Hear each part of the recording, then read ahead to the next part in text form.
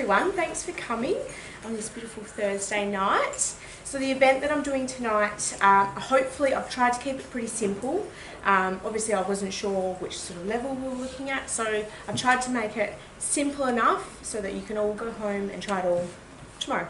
So we're going to do a really basic day look, so something that you can wear to work every day, and then we're going to show you how to turn it up for the night time. So you can go from the office straight home, back into town for a night out.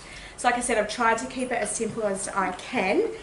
So I'm trying to use a few brands maybe you've heard of. I won't go into brands too much, purely because I'd really like to see you guys go home, try what you've got beforehand, because I can guarantee you all have stuff at home, you just don't know how to use it, and that's why you're here.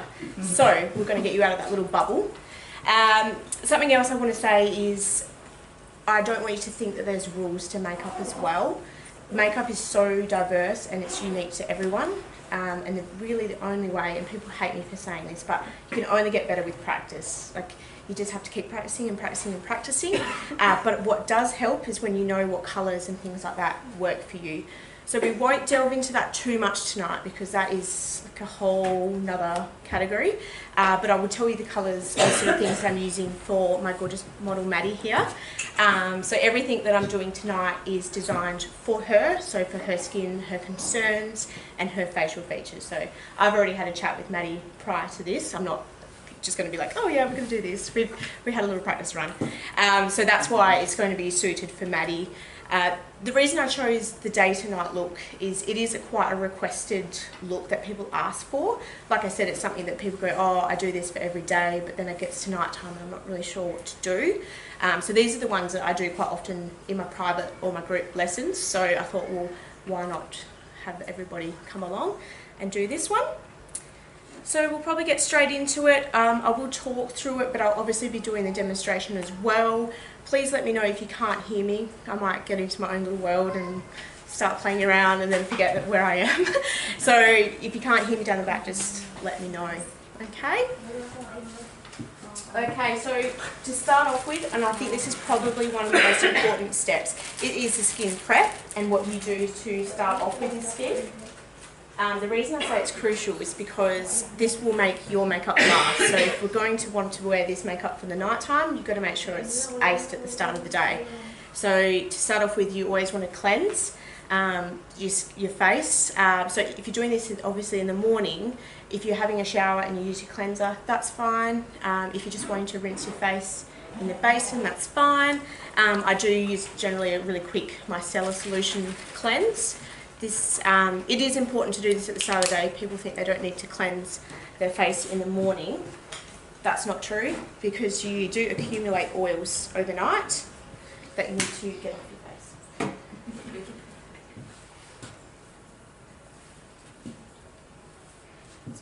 face. So this is just a micellar solution and some cotton pads.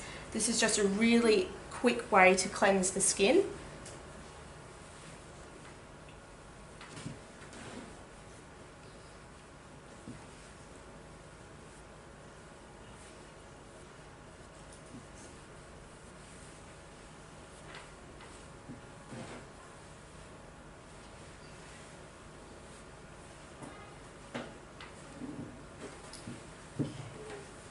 So the next step now is to moisturise. So hopefully you're all using a moisturiser that is suitable for your skin type. That is also another key, because if it's too rich for your skin type, your makeup will slide. So if you're finding your makeup's not lasting and you've used a moisturiser at the start of the day, try switching it for a lighter moisturiser, or even maybe just skip it for a primer if it is hydrating enough. SPF in moisturiser is fantastic, and if you're outside for work, it's highly recommended. But bear in mind, SPF will cause flashback in the night time if you were to keep your base on. So what flashback is, if you've ever had a photo taken and your face is white and everything else is really nice and tan, that's flashback. So somewhere along your makeup application there was SPF. The reason that it has flashback is because the particles in the SPF will flash to the camera flash. So good photographers will probably avoid that. It is hard to avoid in places like if you're in a nice setting outside or even in an enclosed area, you will generally have flashback if you're not having a pro photographer follow you around. So just going to put on a bit of moisturiser. Like I said, finding one for your skin is key. You can use your fingers for this. I'm obviously keeping my kit hygienic, so everything will be done with a brush.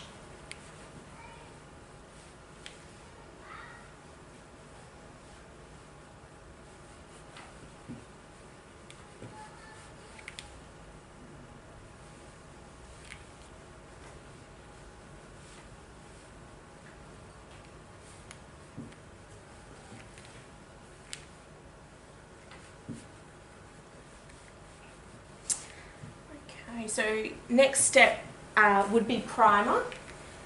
So this is, some people say that you need to prime, some people say you don't need to prime. Honestly, it's up to your skin. There are definitely skin types that don't need to prime at all, but I would suggest that you'd have a good moisturiser on, because if your skin's too dry, your makeup's not going to last. If your skin's too oily, it's not going to last. So if you're not getting it from your moisturiser, I would suggest a primer.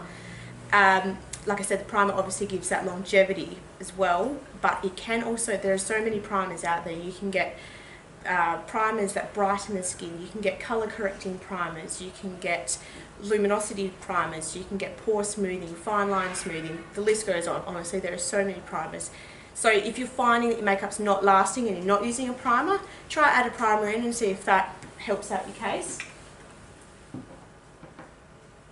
I've spoken to Maddie previous to tonight, so we're using a skin smoothing primer. Maddie's not got a lot of skin concerns, so we don't need to do a whole lot. But this is a part of the skin prep, so it is quite important. Again, you can use your fingers. I'm using a brush. So a skin smoothing primer will feel really silky in your hands, and that's generally it's a silicone based primer, so you'll feel it if you can use a tester. And the skin smoothing just smooths out pores, can help with the fine lines as well, but you do want to blend it in. You don't want it to be too noticeable. In fact, I generally do skin prep and then I'll go brush my teeth to allow everything to just settle in a bit, so you're not just putting layer upon layer.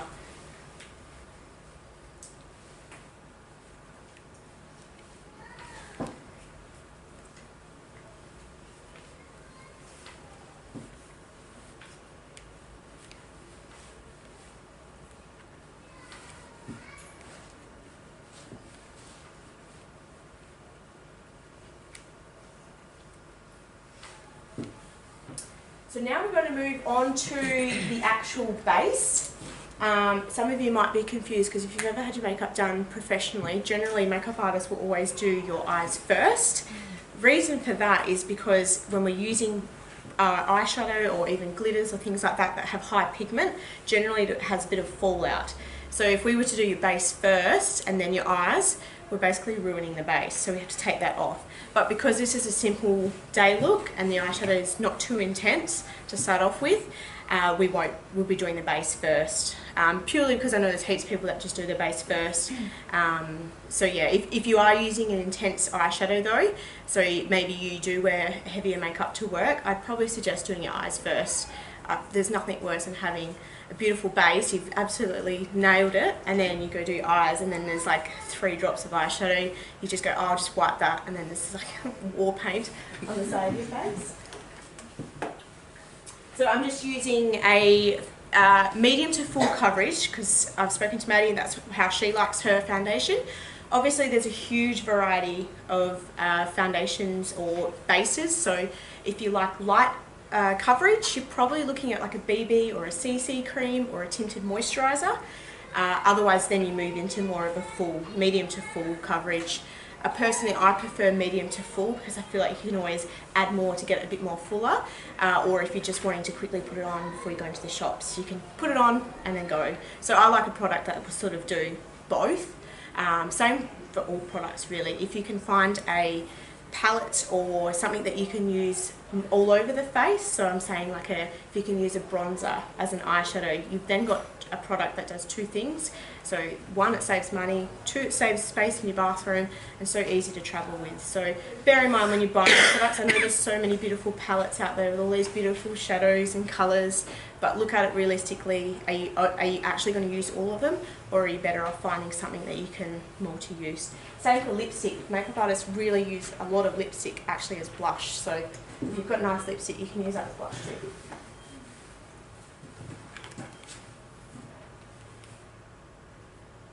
So medium to full coverage. Obviously, if this was me, I would just use fingers, brush, whatever you like. I'm going to use a sponge just for this product.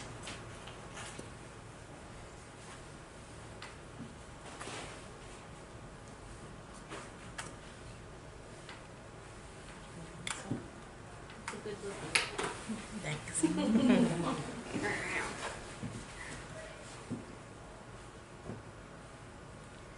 So sponges are great, so are brushes, so are fingers. It's honestly, it's up to whatever finish you prefer. They all do give off a different finish, so that's something you have to play with. Bear in mind, brushes particularly, and the sponges, if they're not clean, they hold a whole lot of bacteria. So if you're not cleaning them properly, you're going to be adding to some skin problems. Fingers are obviously really great. Fingers are great because they have that natural warmth of your skin, but obviously they need to be clean as well.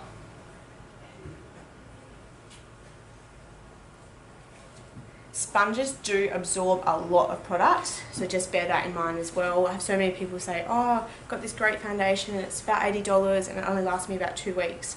I ask what they're using to apply it with, they'll say a sponge, and I'll be like, get rid of the sponge. Sorry.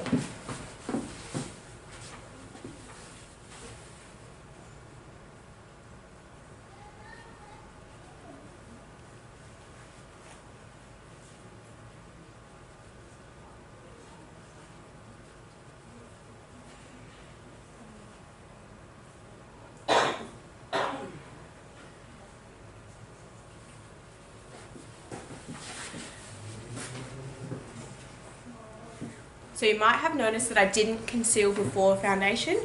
Again, there's no rule to that. You can do it before or after. The reason I do it after foundation is because there are so many great foundations now that are really highly pigmented, which means that they have a lot of coverage, so there's actually no need for concealer. And that's why I do foundation first, because then you can say, oh, actually that's pretty full, I don't think I need the concealer. It's just having that extra product that you don't need. If you know that your base isn't that full coverage and you want that full coverage, you could always conceal beforehand. Completely up to you. I just like to see what the product does first. Can I ask you why you're dabbing and not smoothing it? Sponges are better to actually press into the skin rather than dragging. Because of the texture of it, it will just pull the makeup down. Yeah.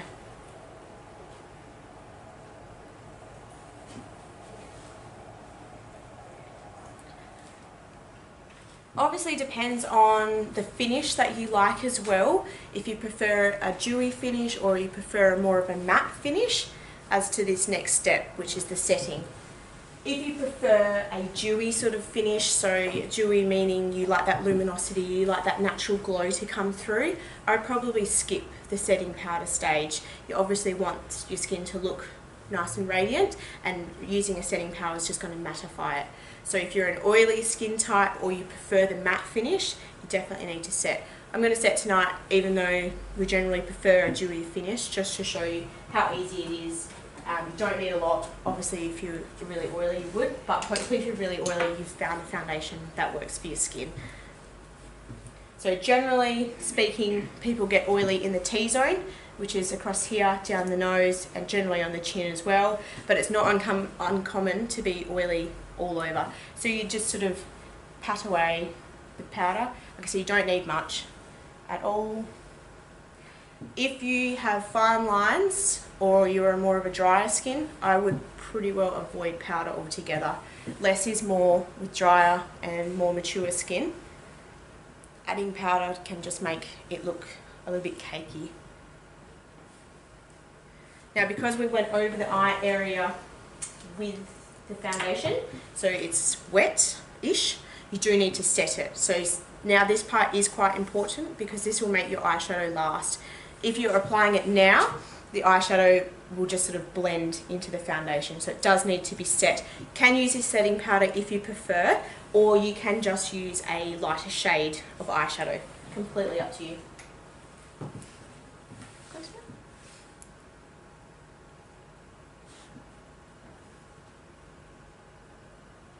I'm just using a fluffy blending brush.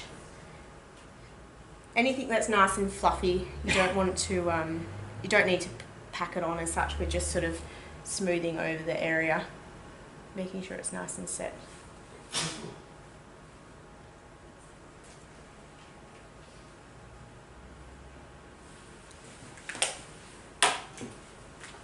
Now Maddie actually has cosmetic tattoo eyebrows, that's why they're so fabulous.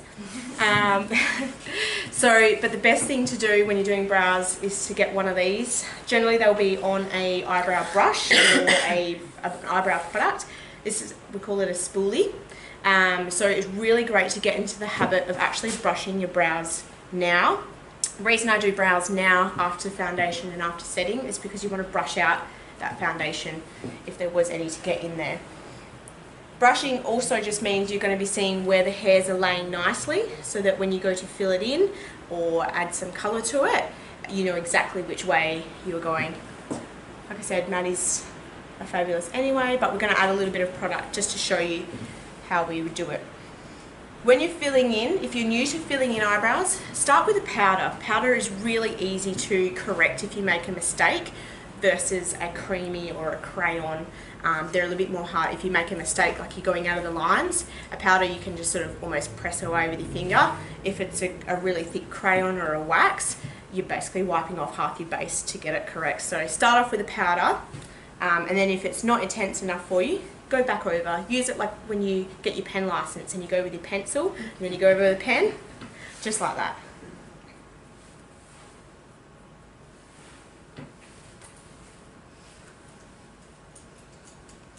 So to colour in with powder, I like to use a angled brush and just any eyebrow powder that you feel comfortable with.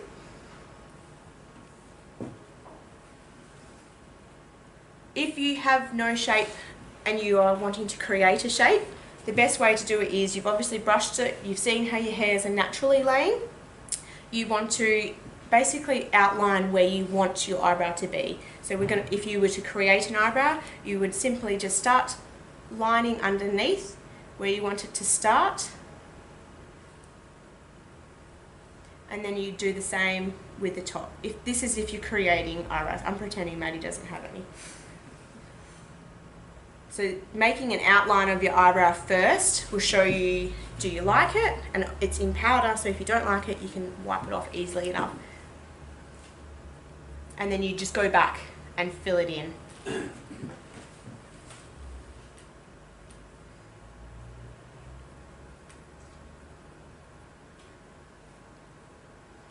So fine little strokes with the angled brush will give you that more hair-like structure. Same if you were to use a pencil or a sharp crayon. When you get to the colouring in stage, you can, like Maddie's got the colour for it, you can go back and just do a bit of buffing, just pushing the brush into it. You can keep doing the hair strokes if that's what you prefer, especially if you're using a pointy crayon or a pencil. Hairlight will be a lot more natural looking. Another reason we like to use the spoolie is to brush out any excess product.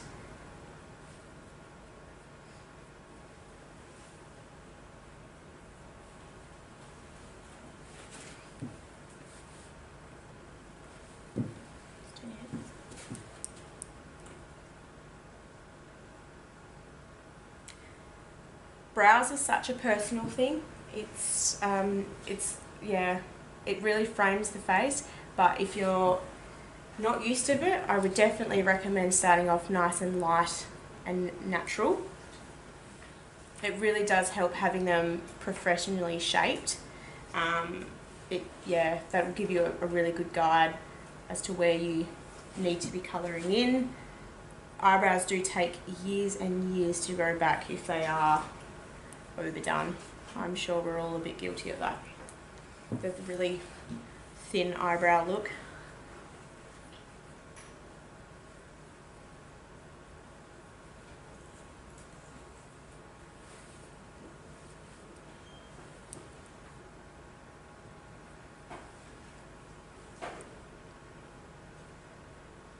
You can also get eyebrow gel, which is generally, you can get clear or you can get a tinted gel, which will hold the hairs in place. So if you do have a few that sort of go off track a bit, a gel will really hold it in place. If you're a bit scared of the tinted, probably just try like a clear gel to start off with.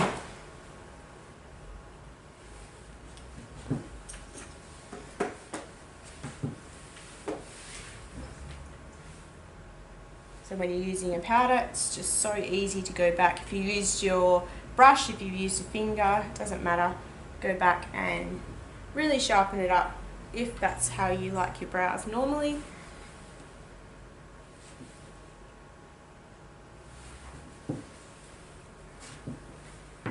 Okay, so now we're going to move on to the eyeshadow. So bear in mind, I said we're trying to keep it nice and simple. It's a day look. Maddie will pretend in a very boring office that doesn't allow much to go on.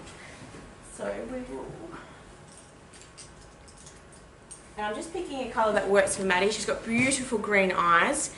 So when you're selecting eyeshadow, to make your eyes stand out, you want to pick a colour that is opposite to your eye colour. So Maddie's eyes are green, and if we look on a colour wheel, if you were to, I go a lot more into depth in this in actual lessons, and it will bore you tonight, so I won't go into it. But if you look up a colour wheel, and you'll notice there's one side there's warm colours and one side there's cool colours, which you would have heard of with foundations having a warm tone or a cool tone, same with lipsticks as well.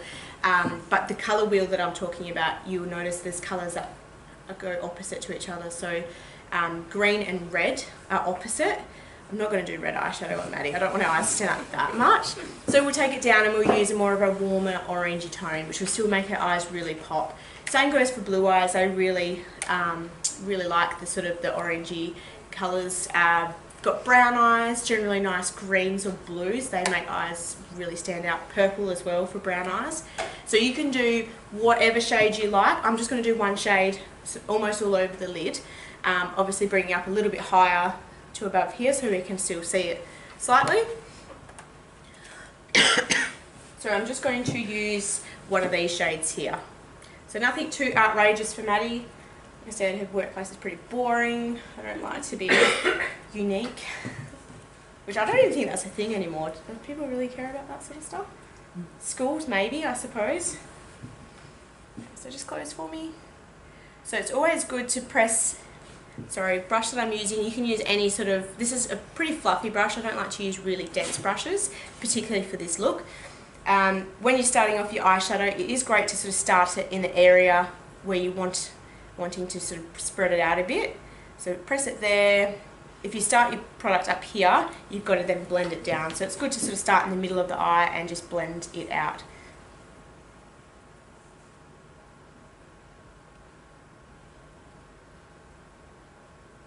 We're just using a powder eyeshadow on Maddie because she doesn't have very oily eyelids.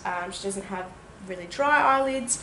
If you had a more oily eyelid, I would definitely suggest looking at a product that starts off as a cream and then finishes with a powder finish. Creams will obviously crease a bit more than powder will, but if you have an oily eyelid, you will crease regardless. So you really need to find a product that starts off cream but finishes as a powder. It should say on the packaging, but a bit of trial and error might be the way to go. Obviously, if you've primed your eyelids how we've done it at the start, that will definitely help as well. You can also buy eyeshadow primers or eyelid primers. That also helps as well. So if you are having more trouble with your oily eyelids, probably find one that's looking at absorbing the oil from the eye area. It's actually a really common problem.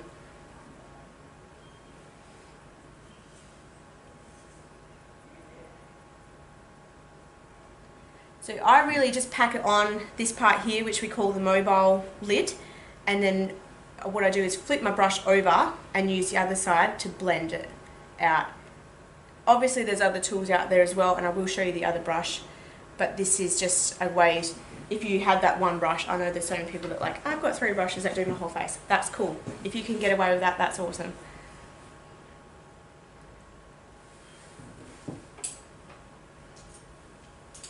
Back to using my fluffy brush, and you're just sort of blending it out. We're not wanting any harsh lines, we want it to be pretty natural. And just open.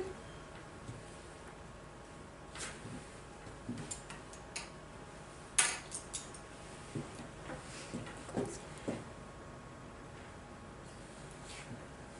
And look straight ahead. Good trick if you do have slightly hooded eyes is to do your eyeshadow with your eyes open, looking straight ahead. Obviously when you've got your eye closed you see a whole lot of your lid, but then when you open, if you've got a hooded eye, all of that disappears. So you're obviously wanting your eyeshadow to stand out because that's why you're wearing it. So for a hooded eye, just look directly ahead and do your eyeshadow from there, at least from what you can see with your eyes open, because when you open your eyes, that's what you're going to see. Then you can go back and do the rest of your lid. You can also get to this point and go, I'm not seeing enough because of that damn hood. So go back and just deepen it. Same colour. Close.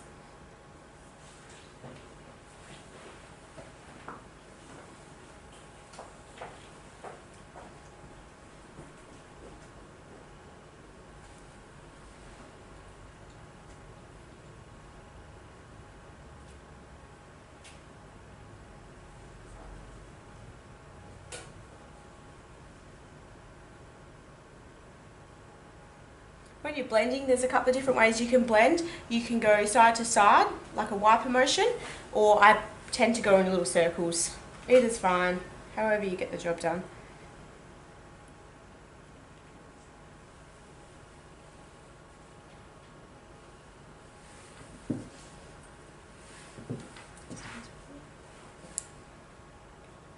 And your best friend. Honestly, if you're struggling so much with blending, a little brush like this is super, super fluffy, will be your best friend. And I promise you I will use this for the rest of the face elsewhere, so it is a good investment to have.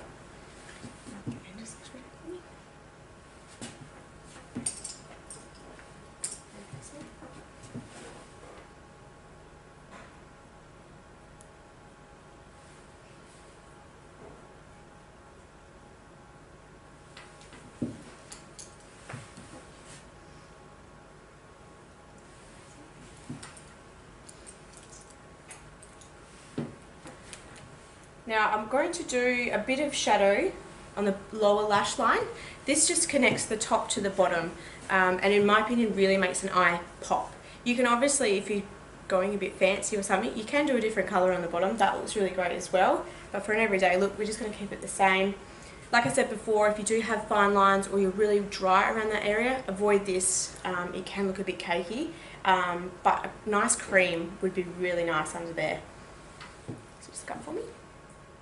I'm just using more of a dome brush for this. I don't really want it to be too fluffy. I want it to be a little bit more concentrated in the lash line. Same thing though, just nice and slow, sweeping it through.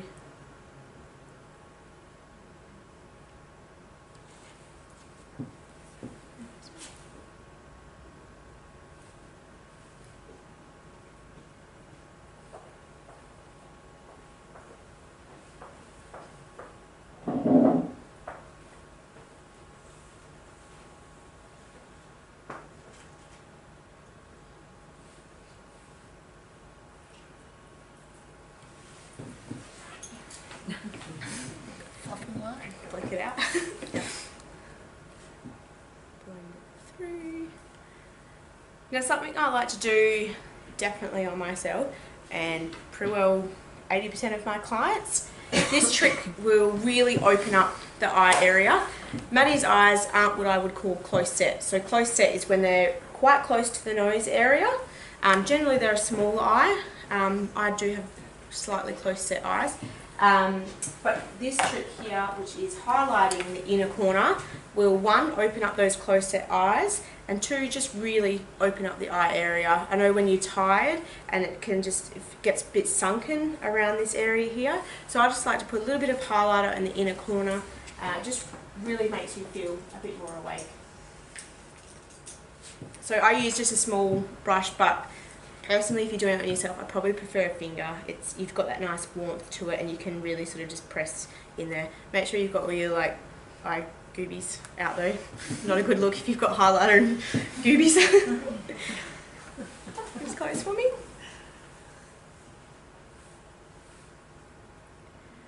If you had extremely tired eyes, or perhaps you were just blessed with really red waterline in here, blessed. You'll be blessed. Thank your parents for that. A skin tone eyeliner in that waterline will really open up the eyes. If you had a late night or had a big night, all of those, that really helps open up the eye area. Maddie's refreshed, so she doesn't need that. Good 12 hours sleep, I'm sure. Adding the highlight too just gives that a little bit more of a dimension, so it's not completely flat. So you can bring it out, or bring it in as much as you prefer. I'll just get you to open and look straight ahead.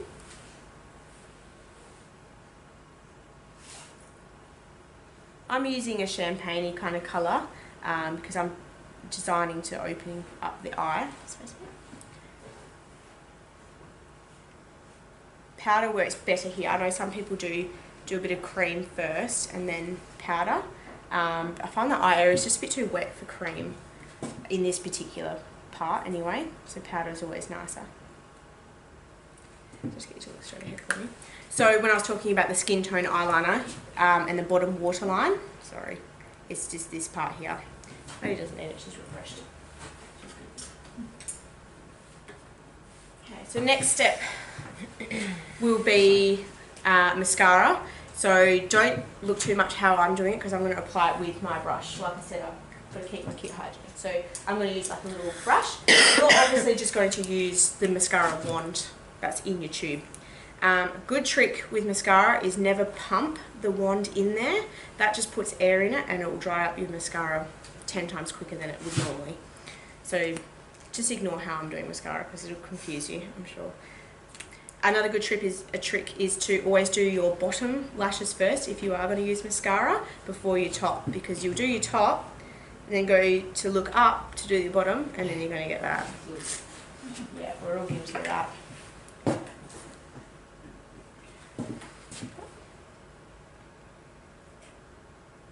And it's personal preference whether you prefer waterproof, non-waterproof, blue, I'm not to judge.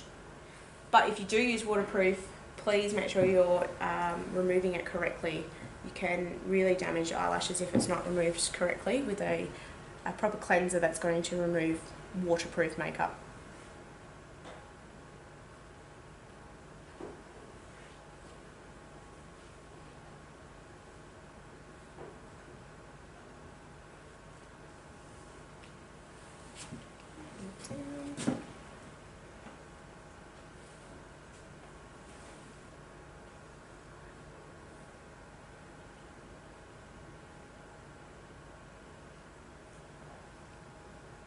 Loads of different mascaras out there as well. There's volume ones, there is thickening ones, there's, you name it, you can just about get it now. If you were to put it on with the normal one, Lucy, would you put it underneath and on top? Yep. I generally always start the wand and wiggle it. Yep. That gives you a more even coverage, but then I just do generally one down. Yeah.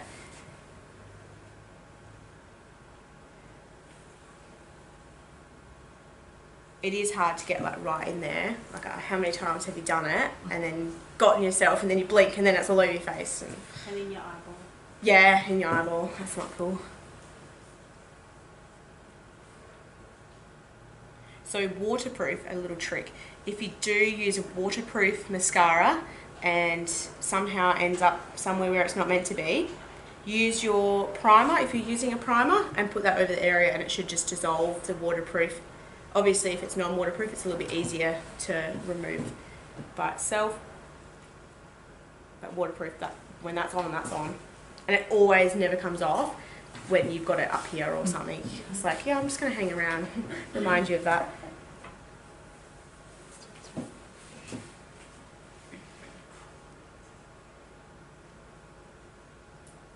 So many people now have eyelash extensions as well, which is great. They pretty well bypass this step altogether.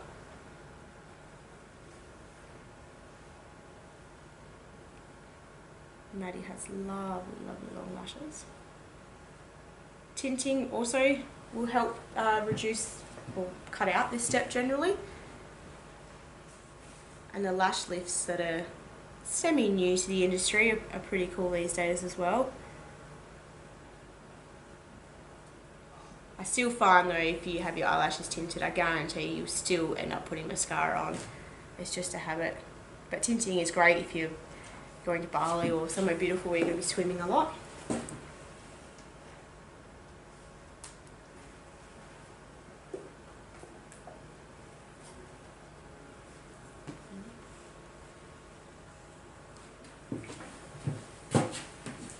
If you had severely straight eyelashes, you could curl before you do mascara. Always curl before mascara. I've seen so many people actually snap their eyelashes once they've used mascara and then curled it, and yeah, they pull it out and their eyelashes are there. Waterproof mascara is really quite hard, so it's always good to curl beforehand.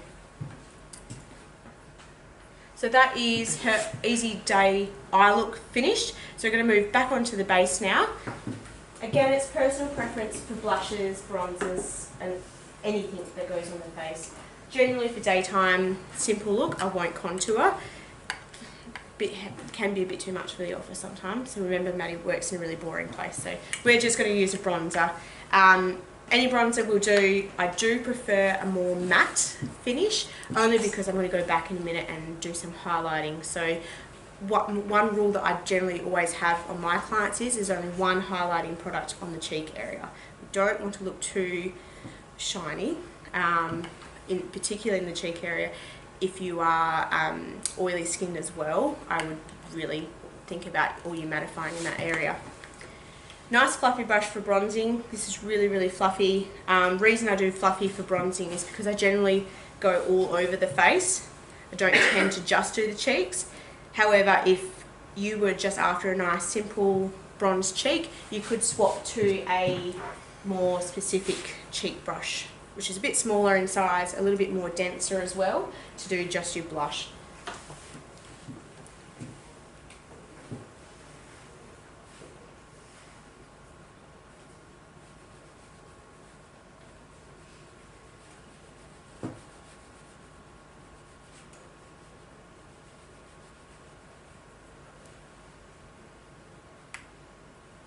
So bronzer is really nice, obviously on the sort of the cheekbone area. I generally like to bring it up just a little bit more to the forehead as well, purely because this is where the sun hits naturally, and we're trying to keep this nice and light and natural looking.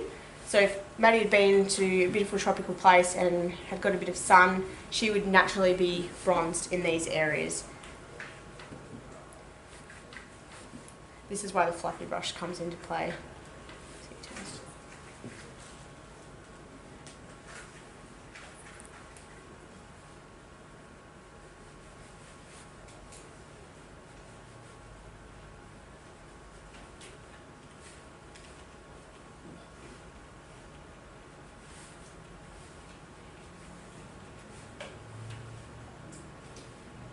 Hair.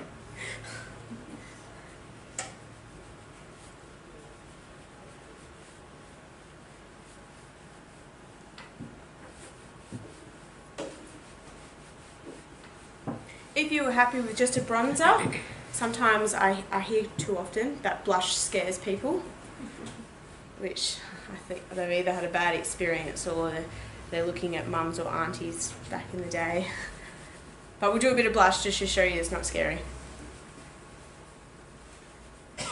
So obviously, like I said, if you were happy with just bronzer, you would leave it at that. Like I said before, you can definitely use a bronzer. This colour is so similar to her eyeshadow, you could really honestly use the product for both areas. Saves you money, space, not really time. Now, so I was going to do some blush for you. So, best way to do blush to make it less scary for you, and May's going to hate me. The best way to do it is to smile in the mirror, really cheesy, and you see the apples of your cheeks here. So the best way to do it is to smile, and you want to get just a tiny, tiny bit. Blushes are very, very pigmented most of the time. Very, very small amount of it. If you even need to dust it off beforehand, go for it. And then you smile into the mirror, place it ever so lightly on the cheek area. Less is more, we can always go back for more product. Press it in to that area, turn your brush over where you don't have the product and blend it out. So you're sweeping it up. So when people have that nice big red line, they've generally started from the hairline in, or they've probably actually just gone to town with it. But a blush is designed to make you look naturally flush. You don't want to look like you've just run a marathon. If you have already reddish cheeks, you might want to swap for maybe more of a peachy tone, or if you really don't like your red cheeks, you avoid it altogether. I'm using a powder on Maddie, purely because we can get a bit oily in this area for Maddie, but you can definitely use a cream blush as well. So more of a drier skin or a mature skin, cream blushes look really beautiful. And like I said before, you can definitely multi-use, so a lipstick can make a beautiful, beautiful blush. Again, less is more, so start off little. If you're using a lipstick for blush, you can just put a little bit on your fingers and then just tap it in the, still you've got to do that cheesy smile in the mirror, and then just dab it on. And then just use another finger that you haven't put the product on, and then just press it out. I love using lipsticks for blushes.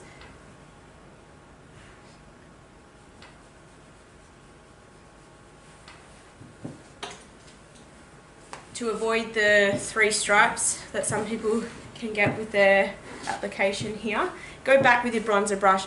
Generally wouldn't have a lot of product, and just do little circular motions just to blend the two together. Obviously you don't need to do that if you're just keeping your bronzer on. Moving on to highlight. Why do we highlight? Well, it's pretty cool in these days, but why we highlight is we're bringing attention to the high points of our face. But remember, when you highlight, it's doing exactly that, it's highlighting. So if you have fine lines or blemishes, I would really avoid highlighting that area. It's only going to accentuate it even more. So when I say high points, I'm talking about cheekbones here, this part here. There is a really big fad at the moment to do your nose. That's great if you've got a beautiful skinny nose, and that's fine, go for it. But it can look a bit like a little disco ball on your nose. So if you want to get out of that habit, which I'm telling you please do, just highlight just down the bridge of your nose. That is actually more flattering than the little highlight nose that people are doing these days. You can use a brush like this as a fan brush. I know that you can